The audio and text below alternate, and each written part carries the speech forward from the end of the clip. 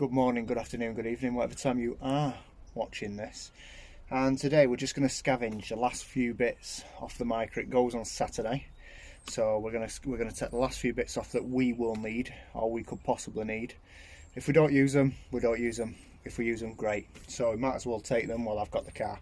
So first of all is going to be the fuel pump. So I'm going to reposition the camera so you can see what I'm doing down here. Never done one before on one of these. Let's see what happens.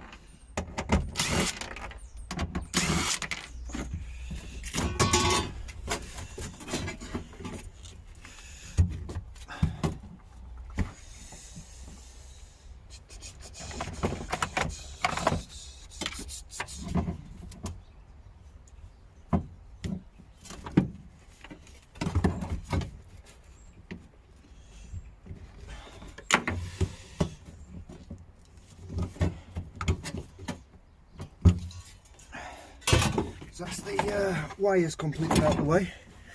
It's got, looks like, what, a plastic locking ring and some Jubilee clips holding on the fuel lines. So let's get them off.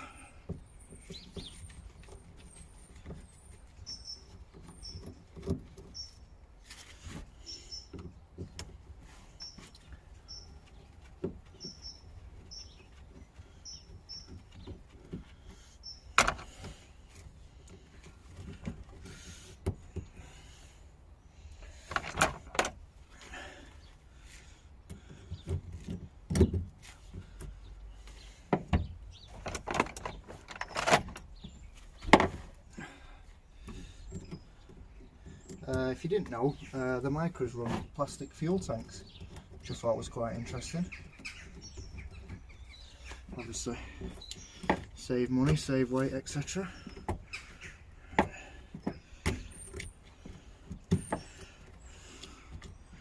So again, I'd be a lot more careful if I were keeping all of this, but it doesn't mean anything to me, any of this.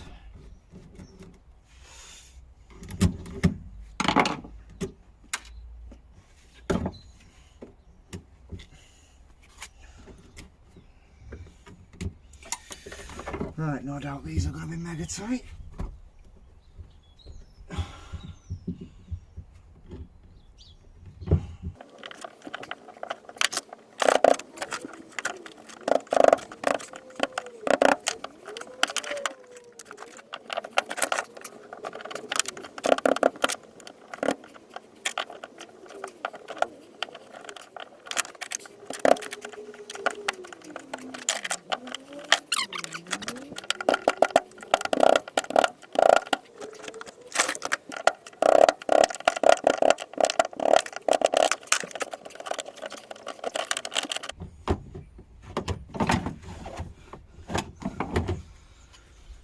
Locking ring.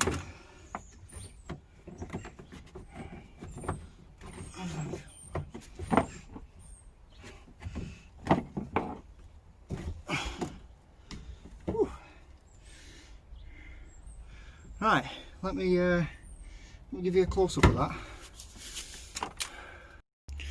Right, so I'll try and give you a close-up of this. And the pump is in there. So let's try and get the pump out.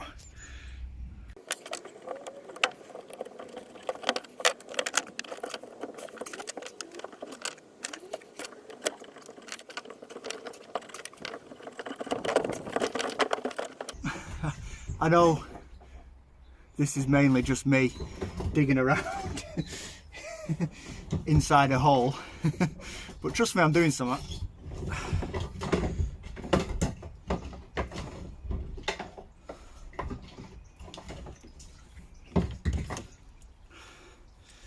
There's the level, and hopefully it'll want to come out now.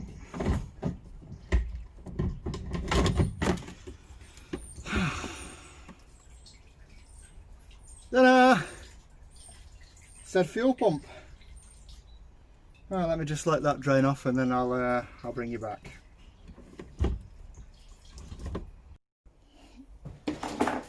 Right, so I've got the fuel pump out now.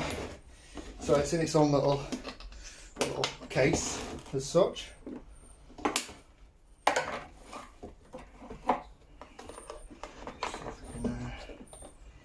Price them off.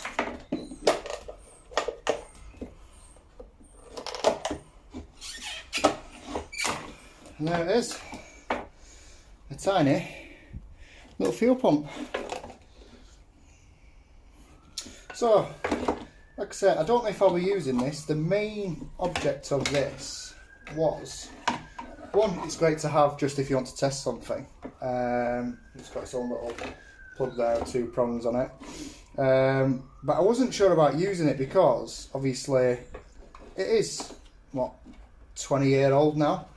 And I think to myself, you know, should I really use something that's 20 years old? But someone mentioned to me, it is submerged in fuel all day. And it's in this tiny little case as well, which is, yeah, so, I mean, I'm pretty sure you can replace them filter socks, so probably look at replacing that, but, well, I don't think that's going to fit in the SPI tank anyway. So that's the next job really, is looking at the SPI fuel pump and seeing what is needed for that. So, as if by magic, here is a big black bag with what I believe is an SPI fuel tank. A bit rusty.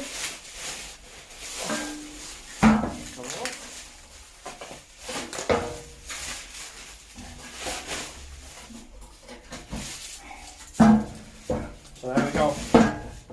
Inside there may not be a fuel pump. We'll have to see. Oh, it's got a lockable cap on it with a key that snaps inside it, which is always nice.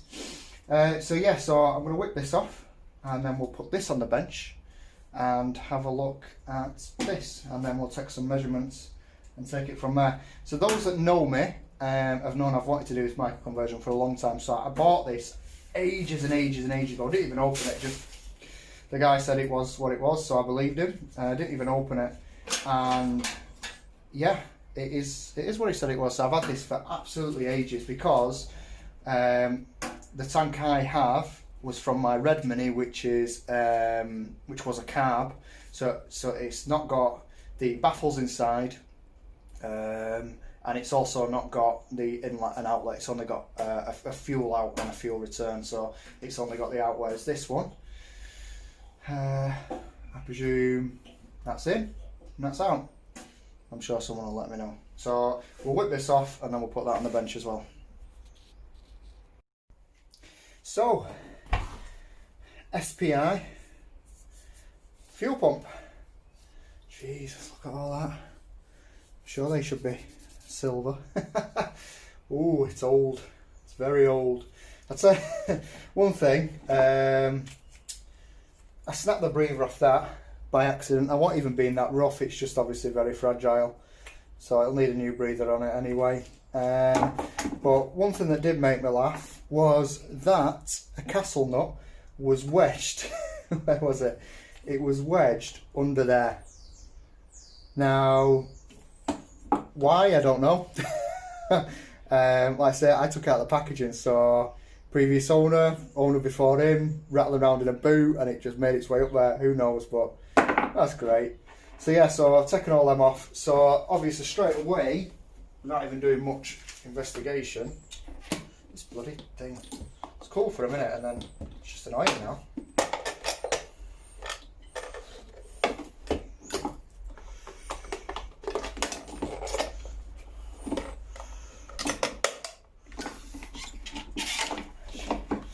You don't have to be, I don't even need to measure them. You can tell a bit of a difference between them two. Now, will that make a difference? Oh, I don't know. Luckily, I do know some good fuel pump guys who should be able to tell me whether that will make a massive difference or not. But yeah, what I will do is I'll get the Boroscope out and we will have a look inside the fuel tank. Well, I got my Boroscope out and the quality was crap, so here's my phone instead. And as you can see, bit of rusty flakes there, but I better get my hand in there. That doesn't look too bad there. So again, a good clean out, and then I'll go through the. So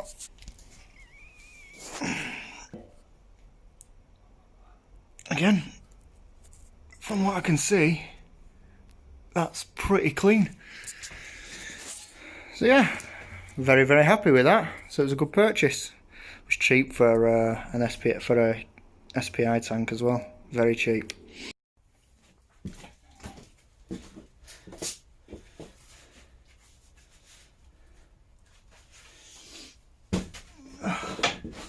Right then.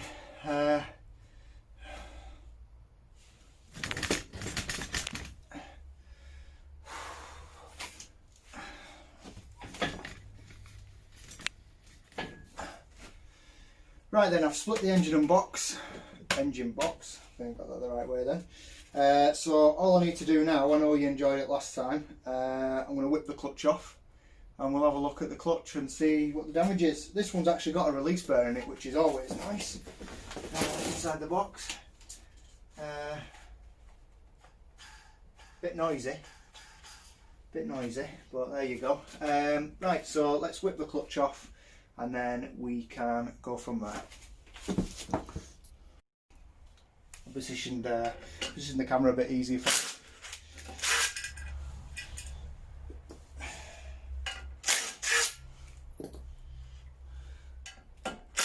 Interestingly enough, this says LUK in it like the other one did, so that's what makes me believe that other one was original.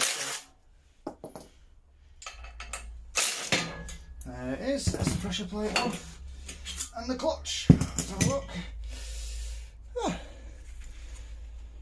No, well, a tiny bit of bluing on it, but nowhere near. I've got the other one somewhere, so I'll compare that when I can find it. But yeah, that's still got quite a bit of life left in it. Still UK, so maybe that isn't the original card. I've done about 76,000. That's the clutch and the pressure plate. Not too bad. Not too bad, but we know we've got a £29 clutch kit, so yeah, don't need to worry about that, do we? I'm pretty sure the flywheel can stay on to go on the engine stand. I'll get the engine stand out and we shall offer this up to the engine stand.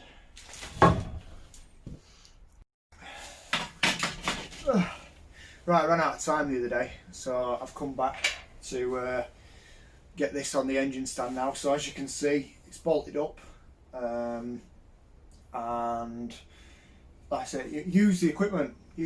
So I've got the engine crane here, so I'm going to use that to put it onto the engine stand. I'm not going to video that because it will just involve a lot of heaving, throwing and swearing probably. So yeah, I'll come back once I've got this on an engine stand. Right, a familiar scene, I know, is a micro engine on an engine stand. So there we go. When you're all by yourself, just use the equipment. Don't struggle. Well, you will always struggle if you're on your own. Don't, use what you've got around you. I used the engine crane. It wasn't as hard as I thought actually. So I used the engine crane to get it to a certain height with this plate on.